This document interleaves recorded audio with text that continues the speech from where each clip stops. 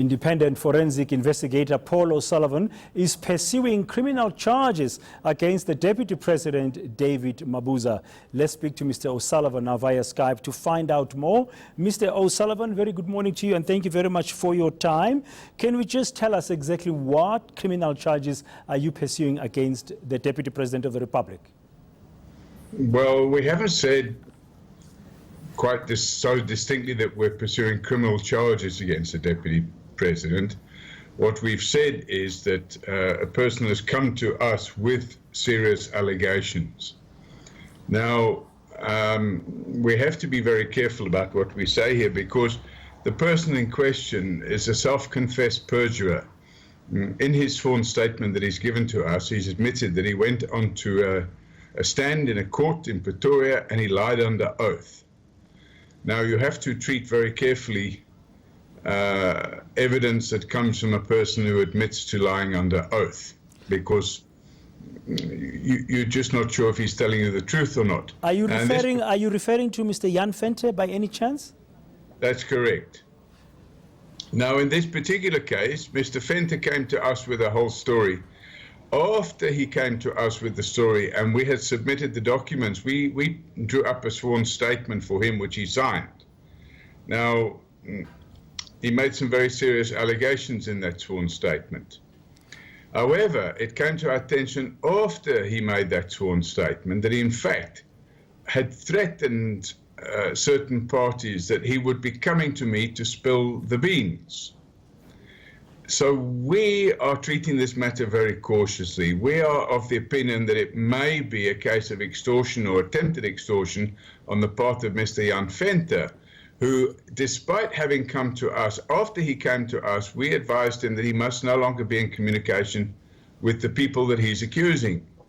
And we found out that after he came to us, he in fact sent them a number of emails where he demanded monies.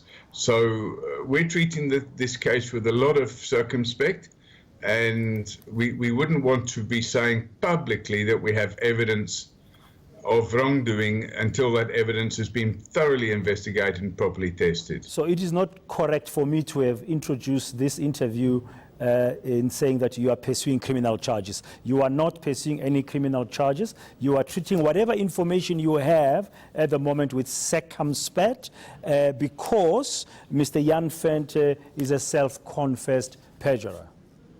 That's correct. We're also investigating the matter, but as I say, we haven't formally opened a criminal docket, and we will not do so until such time as we are satisfied that the evidence Mr. Venter has provided us with is in fact factually correct. If it's not factually correct, we will probably open a case against him for perjury, because he's then made another statement where he will have not been truthful under oath. Yeah, and of course we know that last week he lost a case in court, so to speak, the court deciding in Tswana to strike off the roll or from the roll an application for a protection order against the Deputy President that Mr. Jan Venter had brought or had succeeded to get. That interim protection order is no longer valid against Mr. Mabuza. And Mr. Mabuza himself last week welcoming the court's decision.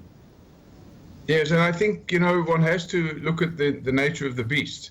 Were it not for the emails that he sent where he wanted to, it's clear to me that he wanted to get some kind of financial benefit from withdrawing the case that he brought to me. In fact, the very next day, after speaking to me and me spending a lot of time taking a detailed sworn statement, I received an email from him saying he changed his mind, he didn't want to go forward with this.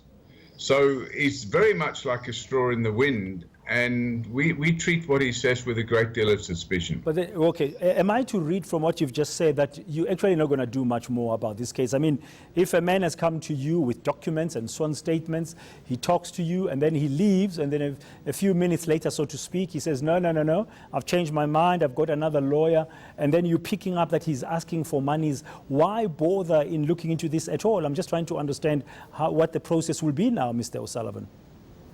Well, you never know. You see, the problem is, despite the natural greed of this individual, which is patently there, it could well be that he has something. So we're not ruling it out completely. But it's not top of the list of things we're currently busy with. So, we don't get paid for doing this work. It's what I call pro bono work. And what we would do is put it on our list of things to do and eventually get round to looking at it. But as I say, at this moment in time, we've got bigger fish to fry. Okay, thank you very much. That's independent forensic investigator Paul O'Sullivan.